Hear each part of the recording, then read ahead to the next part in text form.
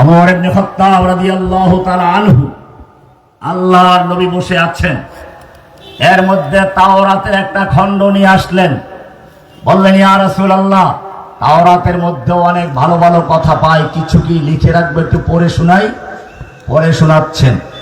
আল্লাহর নবীর চেহারার দিকে উনি তাকাননি।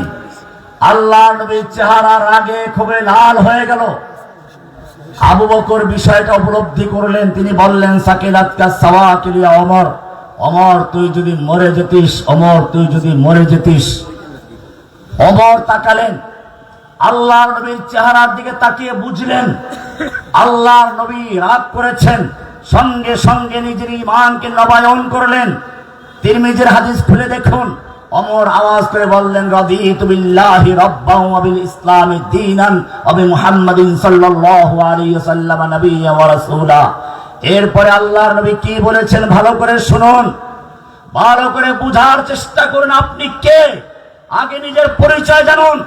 আল্লাহর নবী বলেন, ওমর তুমি আমার সামনে তাওরাত পাঠ করছো, জেনে রাখো আল্লাহি লাউ কানা মূসা হাইয়ান, আজকে যদি মূসা নবী জীবিত থাকতেন, ওয়া আদরাকা নবুওয়াতি, আর আমার নবুয়ত কাল পেত, মা ওয়াসিয়াহু ইল্লিত্তিবাই, তাহলে মূসা নবী পরকালে মুক্তি পাওয়ার কোনো উপায় ছিল না।